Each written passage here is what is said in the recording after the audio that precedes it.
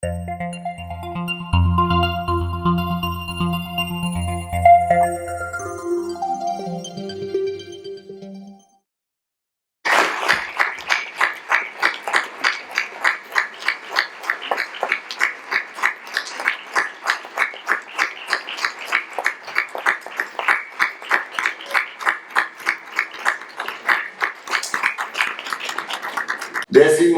15º Congreso Internacional de Biomagnetismo y Bioenergética Médica.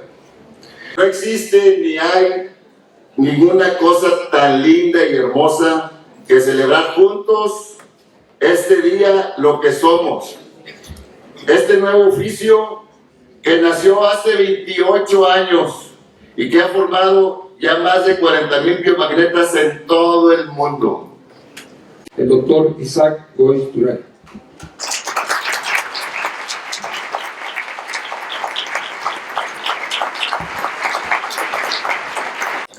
Buenos días a todos.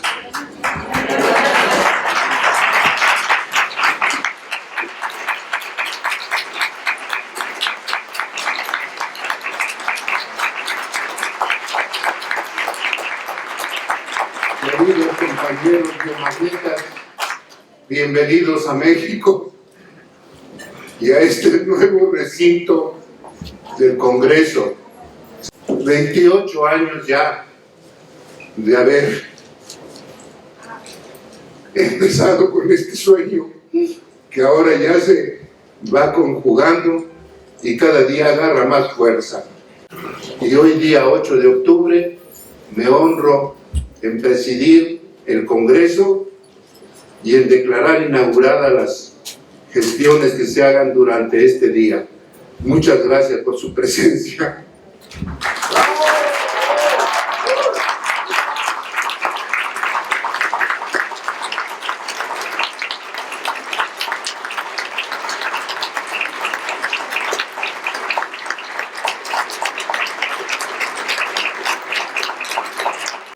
Y aquí está el documento que ordena en Ecuador la práctica del biomagnetismo médico, entre otras terapias alternativas.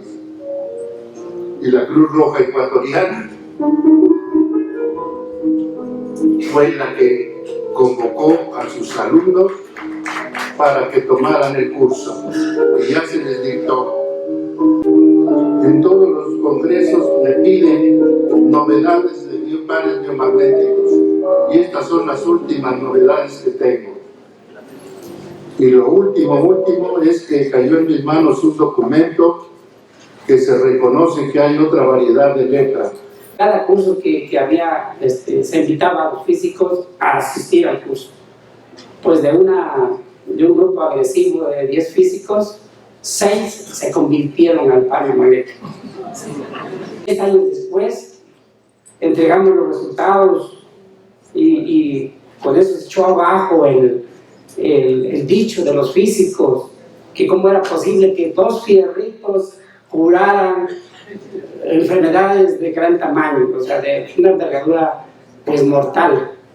Y nos dijimos que no son los 2 fierritos, son las 2 fuerzas magnéticas. Vean lo que significa Goiz Durán en México, Chapingo, en el mundo, cómo ha revolucionado los pensamientos y cómo mueve a las academias. No son los 2 fierritos, son las 2 fuerzas magnéticas, bien identificados los puntos, bien puestos los puntos, hace la acción terapéutica. La ponencia es Einstein y Goiz en la medicina bioenergética médica. Albert Einstein descubrió en su teoría general de la relatividad que los objetos que se mueven en el universo producen ondulaciones en el espacio-tiempo y que se propagan estas en el universo. En cuanto a nosotros, como terapeutas del biomagnetismo y la energética médica, lo que nos incumbe subrayar es que la genial teoría de Einstein también es la génesis de la física o mecánica cuántica.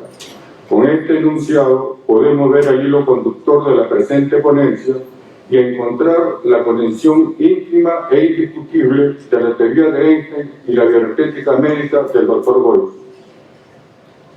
Cuando Einstein afirma que los objetos que se mueven en el universo producen ondulaciones en el espacio-tiempo, predice con 100 años de anterioridad la teoría de la relatividad y el inicio de la física cuántica. Y el maestro Goiz la hace suya desde 1995 al descubrir la bioenergética médica, es decir, 21 años antes de que los científicos confirmaran la teoría de la relatividad en febrero de 2016. Así como descubre el espacio-tiempo en la teoría de la relatividad, nuestro insigne maestro, el Dr. Goiz, descubre la bioenergética médica con la dualidad cuerpo-mente, haciendo suya la famosa proposición de Einstein basada entonces en la física cuántica. La bioenergética médica tiene la particularidad de que el terapeuta, al utilizar su región porrolámbica, localiza en el universo el ADN y el ATP del paciente por inducción bioenergética, percibiendo su patología y simultáneamente induce como respuesta inmediata la curación biomagnética y vibracional a distancia. Y es que en el ADN se localiza la secuencia genética del paciente y la patología que pudiera estar padeciendo. Y el trifosfato de adenosina, conocido como ATP por sus siglas en inglés, actúa como el más importante impulsador en la transformación de la energía química en todas las células.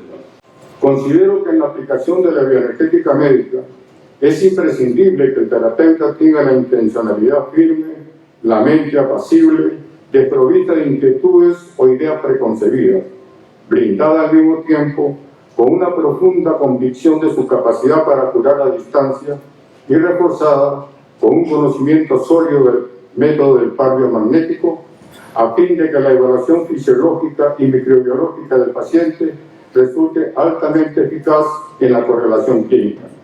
La inteligencia intuitiva, sin el pensamiento racional, es la que es capaz de localizar el ADN y el ATP del paciente en el universo. Como todo descubrimiento científico excepcional que revoluciona y modifica una manera de pensar, el biomagnetismo y la bioenergética médica también tienen la férrea resistencia inicial de los estudiosos ortodoxos como algo natural, por tratarse del que el genial método que actúa en la estructura magnética corporal es capaz de diagnosticar sin exámenes de laboratorio y curar sin medicamento. Para concluir, podemos asegurar que la inscripción del nombre del Dr. Isaac Goiz Durán como genio de la medicina ya está asegurada en el campo de la medicina alternativa y en la historia de la humanidad, al lado del Dr. Hahnemann, el creador de la homeopatía, el Dr. Huneke de la terapia neural, el Dr. Bertrand de la terapia de los oligoelementos y otros genios que sería largo enumerar. Llega a la inequívoca conclusión de que nuestro insigne maestro Goiz Durán deja como legado a la humanidad un universo de conocimientos científicos para el arte de curar y cuyo modelo terapéutico está muy cerca de convertirse en el milagro del siglo XXI. Muchas gracias. Tenemos una mujer de 56 años con lesión en el dorso de la mano izquierda de 3 centímetros de diámetro, con aumento rápido de tamaño y pigmentación, bordes regulares, y acude al facultativo y sugieren una toma de biopsia, motivo por el cual el paciente, alarmada, acude a una valoración con enfoque biomagnético y, para recalcar para los doctores, sin antecedentes de importancia para esta lesión. Esta es la lesión que tiene mi paciente, una lesión de aproximadamente 3 centímetros, bordes bien definidos. Está compuesta por vesículas en la mayoría de la extensión. Los bordes aparentemente se respetan en 3/4 partes de la lesión. ¿Ok? Mi paciente, pues yo la reviso, le dije, estoy tranquila, vamos a ver qué arroja el par biomagnético. Y yo, sorpresa, estos son los pares que encontramos. Radio, cáliz renal, uretero, colon ascendente, colon descendente, glúteo izquierdo, veno femoral derecho. Después de impactarla, la cito a los 8 días, ya que la persona estaba muy alarmada, no la podía dejar tanto tiempo pasar, a pesar de que yo sabía que iba a tardar más de 20 días en recuperarse. Acudo otra vez a la consulta, reviso la lesión, vuelvo a medir, está completamente del mismo tamaño, no hubo crecimiento, pero la lesión cambió. Todas las lesiones vesiculares y ampulares que estaban dentro se pierden, se hace un solo tejido homogéneo, hay descamación. Vuelvo a hacer el rastreo y solo encontré un par. Antes era un punto muy importante para mí porque decía, ¿estaré haciendo bien mi rastreo? ¿Solo un par? Bueno, para los que cuestionan, sí puede ser solo un par lo que podemos estar encontrando. Colon ascendente, colon descendente. Vuelvo a citar a mi paciente casi aproximadamente a los 27 días, estamos hablando ya de unos 33 días de evolución. Mi paciente muy feliz, muy contenta, me dice, ya no tengo nada, doctor. Solamente una zona de eritema y tenemos una lesión eritematosa, nada más. Ya no se puede apreciar la extensión. Vuelvo a citarla a los 4 días y volvemos a ver el cambio. Decido hacer un rastreo nuevamente, noto que mi paciente está con tos, nada más me vino a dejar un presente y dije, bueno, vamos a revisarla porque la escucho con tos. Y ese fue el rastreo que encontré en ese momento. Corroboré que ya no estaba ninguno de los pares previos y solamente tenía una pequeña infección, ¿ok? Esto quiero hacer un énfasis muy importante. La mayoría de nosotros como terapeutas llegan y ya nos alarma el diagnóstico que nos dice nuestro paciente. Yo les pido que eso lo hagan a un lado. Revisen, como el doctor siempre nos ha enseñado, un rastreo completo y más adelante vamos a comentar más cosas. Después tuvo tratamiento con antihistamínicos sin éxito. Después el otro diagnóstico fue psoriasis. Indican tratamiento y el paciente nota que ese tratamiento es un tratamiento muy agresivo y decide acudir con nosotros para un enfoque biomagnético y se inicia el rastreo. Aquí quiero comentar estos 4 puntos. Normalmente, ¿qué hace un médico? Llega mi paciente, lo escucho y vamos luego como medicina del Dr. House. Sospecha diagnóstica, ¿qué gente sospechamos? Y empezamos a descifrar. Buscamos diagnósticos diferenciales y decidimos complicaciones más frecuentes para alarmarnos y alarmar al paciente. Yo les recomiendo que no lo hagan, esto hagan a un lado. Yo sugiero un esquema más sencillo, un rastreo con el par biomagnético, tratamiento a seguir, pues lo decido mientras mi paciente está con sus imanes en sus puntos. Y obviamente si yo encuentro lesiones y puedo sugerir algunos cuidados, ya sea con herbolaria, con reiki o alguna terapia naturista, pues podemos apoyarnos de las personas que manejen bioenergética, pueden agarrar y preguntar directamente, pueden sugerir y encontrar. Después seguimiento y resolución, ya les mostré la evolución de las lesiones, los pares hay que revisarlos, hay que ver cuáles se repiten, cuáles pueden ser sobre infección, etc. Y revisión a los demás familiares, quise descartar una reinfección. Quiero dejarles una frase muy importante que a mí me ha ayudado mucho. El ojo ve solo lo que la mente está preparada para comprender. Gracias.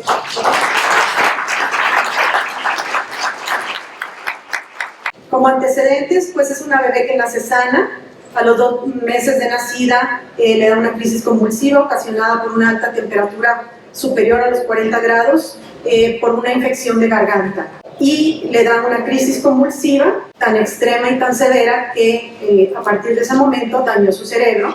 Y a partir de ese entonces comienza a tener crisis convulsivas de 5 a 10 diarias de forma intensa. Y le dan un tratamiento médico durante 5 años, es el mismo tratamiento. A la edad de 6 años le cambian el medicamento y le diagnostican que ella tiene esclerosis tuberosa.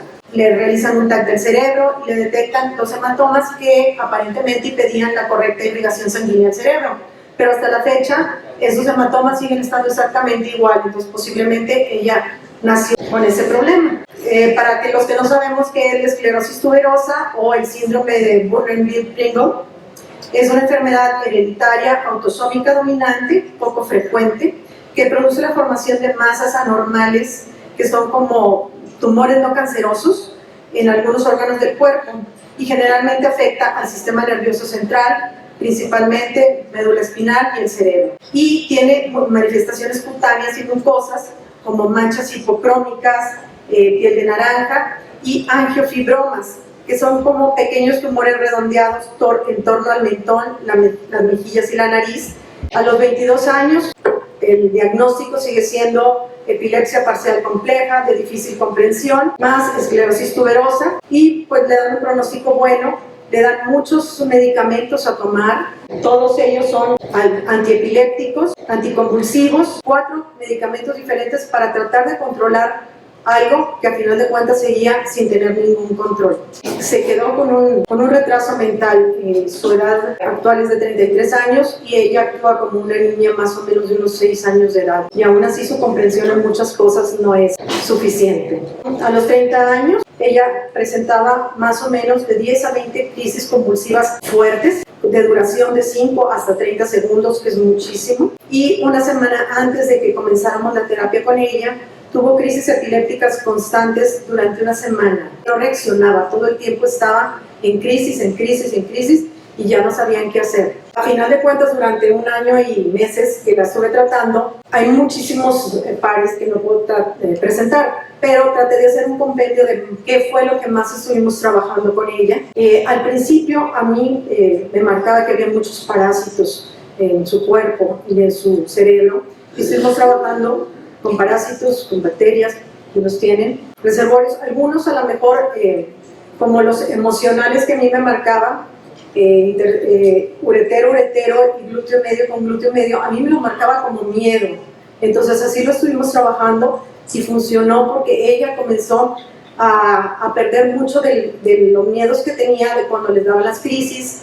Empezaron a bajar las crisis tanto de intensidad como de cantidad. Empezamos a ver que había días que ya no tenía crisis o que solamente había una pequeña crisis de ausencia, que ya no eran severas, que ya nada más eran de algunos pocos segundos. Ella fue mejorando mucho, tanto en su carácter, en el poder dormir, porque no dormía prácticamente, y no dejaba dormir a sus papás tampoco, que la estaban cuidando. Mejoró en su sociabilidad, porque también se cerraba completamente y no quería convivir con nadie, y ahora es como una niña más normal, más social. Sabemos que pues muchas cosas no van a cambiar y no van a mejorar, como es su retraso mental, que aún así yo creo que habiendo mejorado tantas cosas pudiera ir mejorando y tener mucha mejor calidad de vida. Y aparte, pues que las crisis, yo estuve revisando el calendario que llevaba la señora y en muchas ocasiones pues ya teníamos casi la semana sin crisis,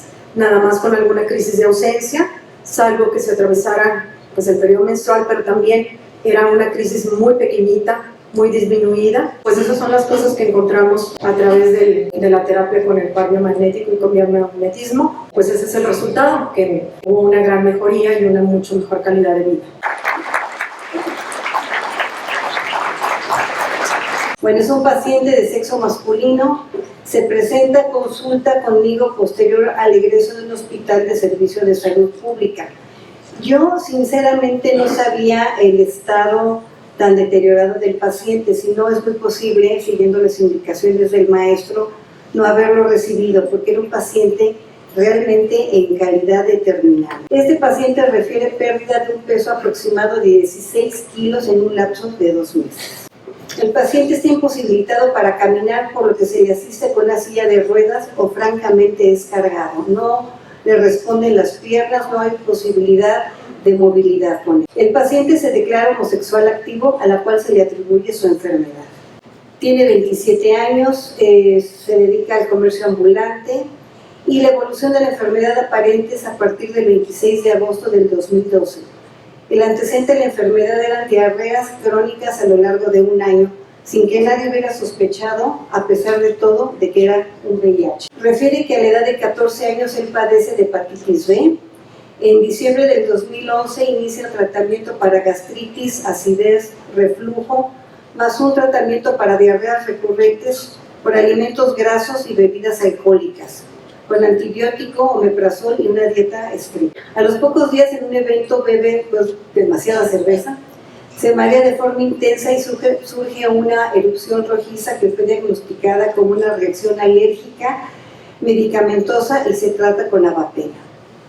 Posteriormente se prescribe como tratamiento corticosteroides, imagínense ustedes pues la gravedad a veces de los tratamientos, ¿no? Y que observa estrictamente una dieta. Esta es la relación de cuando tuve ese evento, acude a las clínicas del gobierno de la Ciudad de México. El paciente recae a los 6 meses después de ingerir bebidas alcohólicas en abundancia y el médico le refiere que las diarreas las presenta también con lácteos y alimentos condimentados, pero solo le aconsejan dieta blanda.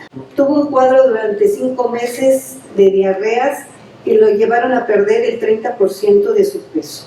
A su padecimiento se le suma un nuevo síntoma que lo alarma y es el vómito constante. No hay diagnóstico para ello a pesar de acudir a atención médica por medio de su seguro popular, con frecuentes cefaleas que ya van tornándose en migrañas. Al paciente se le diagnostica hipertiroidismo. ¿Por qué? Porque la madre padeció hipotiroidismo y es comprobado con pruebas de laboratorio. Se le trata con diamazol durante 2 semanas sin ninguna mejoría. Este joven, desgraciadamente, aunado a todo lo que está padeciendo, sufre un asalto y es golpeado, lo cual agrava drásticamente su condición. El paciente experimenta una debilidad intensa y progresiva de forma acelerada. Se le practica una prueba rápida de VIH, a la cual da como resultado reactivo. Se le suma la prueba confirmatoria que da positivo. También se le realizan las pruebas y sale positivo la antitreponema pallidum, o sea, es sífilis. Entonces se inicia el tratamiento no solamente con antirretrovirales, sino un tratamiento también para la sífilis. En este periodo el paciente acusa una debilidad extrema y un dolor agudo en la parte baja de la espalda que irradia hacia el coxis. Aumenta la dificultad para caminar. Los médicos afirman que se trataba de una complicación del cuadro y que mejoraría posiblemente con los fármacos. Por esta debilidad él sufre una caída y de ese momento ya no camina sino es auxiliado, seguido de la pérdida de control de esfínteres. Aquí ya se está viendo pues, que el cuadro se agrava neurológicamente, ¿no? Se le da un tratamiento a dosis altas atendiéndose en su domicilio, iniciando también la zona sacrocoxígea y el dolor es para él terrible, ya es insufrible. Las reacciones secundarias son para él adversas después de 2 semanas de tratamiento. Se decide en junta médica ingresar al Hospital Gia González en el área de infectología. El dolor se intensifica en la zona lumbar extendiéndose a las extremidades inferiores, que no cede con analgésicos, pero sin adecuada respuesta motriz a excepción del pie derecho. Nosotros entendemos perfectamente qué está pasando aquí, ¿no? Si inicia en el lado izquierdo, pues sabemos que es la tendencia de nuestro hemicuerpo izquierdo a la acidez y por eso es atacado primero en sus extremidades izquierdas. También que el estado del paciente pues no era nada favorable, nada nos ayudaba, porque su carga viral estaba en 244.338, pero sus títulos de CD4 eran de 22. Tenemos que tener en cuenta que una persona normal, su titulación debe ser entre 600 y 700, y él tenía alrededor del 3%. Yo francamente pensé cuando vi todo esto que no iba a aguantar la crisis curativa, pero dije, bueno, pues ya está aquí, pues le entramos, ¿no? Escherichia coli en punción lumbar. Pues el tiempo le da la razón a mi maestro, ¿no? ¿Qué estaba haciendo el Escherichia coli? Pues es la bacteria que soporta al VIH. Todos los medicamentos, las atriplas, los antirretrovirales, los medicamentos antituberculosos, medicamentos, el antituberculoso no salió positivo a tuberculosis, pero los dan de forma preventiva. Para la sífilis sí, medicamentos para el Epstein-Barr, medicamentos para la E. coli, medicamentos agregados, la claritromicina y Dotval, y medicamentos analgésicos. Claro, todos estos eran de por vida mientras le quedara algo de vida. Y el paciente pues iba de mal en peor. El paciente aceleradamente pierde peso y masa muscular, pierde el control de ambos esfínteres, no percibe la orden de micción, por lo que se le instala una sonda por tiempo indefinido y pañales. Termina postrado, perdiendo funcionalidad, acompañado de cefaleas intensas y náuseas. El paciente no vuelve a caminar debido al dolor, a la debilidad y casi nula respuesta neuromuscular. El diagnóstico probable es una neuroinfección y el pronóstico es condición parapléjica permanente, pero pues con 22 de CD4 pues tampoco esperaban que esto fuera a durar mucho, ¿no? Se lo considera un paciente en fase terminal, ya que es un VIH estadio 3. Sensitivamente y motoramente, el paciente pues no tiene vuelta atrás, ¿no? Como un caso irreversible se maneja. La primera consulta el día 27 de octubre del 2012, los primeros datos detectados son timorrecto, vesícula, índice, bueno, todos los reservorios activos. También encontramos pleura hígado, a pesar de que los estudios decían que salían negativos a prueba de hepatitis B, y sin embargo a nosotros nos dio y nosotros confiamos totalmente en nuestro sistema, en lo que estamos haciendo, y se trabaja pleura hígado, la hepatitis B, y el treponema pálido, que es un cuadrado, que explicaba mucho también de lo que es el dolor. Hígado píloro, el tensor de la fascia lata, que también justifica mucho lo que es el dolor, y detectamos que es una enfermedad física y sofrológica. ¿Por qué sofrológica? Porque el paciente está aceptando el diagnóstico que le dieron los doctores. Entonces le dije, hay de dos, o me crees a mí y te quedas en este diagnóstico y luchas por tu vida, o aceptas lo que te dijeron. Acuérdense que sofrológico es también una imagen que nosotros tenemos, pero también es una imagen que te dan. Entonces aceptas que puedes tener una posibilidad y cambias tu mentalidad, si no, no vas a salir adelante. Aunque yo francamente pensaba que no salía de la crisis de esta primera impactación. Se le solicita retirar todos los medicamentos a excepción de los antirretrovirales, y esto no porque le sirvieran, sino para que no me echaran a mí la culpa, ¿no? Si falleciera. Y los analgésicos porque obviamente le iban a apoyar, ya que el paciente no duerme debido al dolor. Y se le prescribe un protector de hígado que el maestro nos enseñó hace muchos años a usar en estos casos. El protector es el Cholal. La segunda sesión es el 3 de noviembre, es prácticamente la semana, con una significativa reducción de un dolor. Le digo, ¿qué tanto te ha bajado el dolor? Me hizo un 70%, lo cual ya decíamos, misión cumplida, porque bajarle a un paciente ese grado de dolor, podemos tener satisfacción, ¿no? Ya se centra nada más en coxis, empieza a tener movilidad en pies, hay menos debilidad y desaparece la náusea. ¿Qué pares encontramos? Nuevamente hígado píloro, que es la listeria, el ligamento de páncreas vaso, que es virus del Nilo, y coxis rotavirus, que puede llegar a ser muy doloroso. Encontramos hígado y también intencionalmente lo ponemos para ayudar a este hígado que no solamente estaba ya en forma crónica con hepatitis B, sino, imagínense toda la carga de medicamentos que ha estado tomando, más lo que le echaba él con cervecitas, alcohol y todo, ¿no? Saco de Douglas femoral y encontramos que en la segunda dorsal hay un quiste, así como en la quinta lumbar, así como zona de conflicto. El 10 de noviembre se lleva a cabo la tercera sesión y tiene mejoría en apetito, leve ganancia en peso, mejoría en sus facies, reporta más energía y que logró por unos minutos sostenerse de pie auxiliado con una andadera, que para mí era como el primer paso en la luna, ¿no? Después de tener el diagnóstico contrario, yo misma pensaba que ya era irreversible y pudo sostenerse y caminar tantito, pues era maravilloso. Todavía volvemos a encontrar pleura hígado, frontal. ¿Por qué? Porque hay muchos recontagios. Traía vejiga, occipital. Aquiles izquierdo, que le daba también muchísimo dolor. Escotadura y el absceso en la quinta lumbar. Y este es Fabián, ya cuando empieza él a mejorarse y cuando ya se puede sostener un poquito mejor. Ya no lo tienen que cargar, ya lo auxilian para bajar escaleras. Y ya desecha, digamos, la silla de ruedas. Todavía encontramos el 10 de noviembre, mentón, mandíbula, axila, me llevó a su perro para que pusiera el de axila porque no se iba a deshacer del perro y yo quería que avanzara, que le tuviera que poner imanes al perro. Cadera, segunda dorsal. Bueno, esto ya son los posiblemente oportunistas agregados porque pues su condición todavía era de franca inmunodeficiencia, ¿no? El 24 de noviembre, el paciente logra caminar por toda su habitación con andadera. Se aprecia el incremento en peso, mejoría de su estado en general, excelente apetito y ánimo. Se le han retirado los últimos medicamentos, que es el antibiótico preventivo, y los antirretrovirales que espacian a cada tercer día. En la quinta sesión, nuevamente axila, los receptores de vesícula, uretra, ojo, botón aórtico con séptima dorsal, parietal. Para que vean que no me va a salir el Epstein-Barr.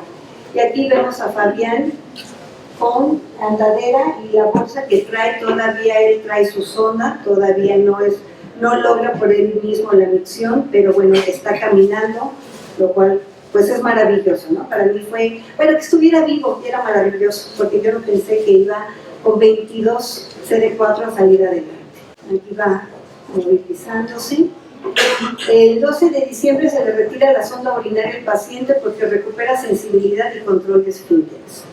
A la fecha ya no ingiere ningún fármaco ni antirretrovirales incluido. Pues logra el 100% de su capacidad motriz a 300 y la carga viral a la fecha es indetectable. Ha recuperado peso paulatinamente, se le dieron los dolores, no ha vuelto a ver cefalea, no ha vuelto a ver náusea, recuperó su capacidad motriz. El paciente se ha recuperado totalmente. Aquí vemos en estas fotografías cómo él es capaz de levantar sus piernas, de flexionarlas. Y esta es la última fotografía donde él ya no tiene absolutamente ninguna sintomatología. Ha recuperado peso, sube y baja en metro, en camión, está estudiando, está trabajando. Pues yo pienso que gracias al par biomagnético, al descubrimiento del Dr. Boyce, pues este es un milagro. Muchas gracias.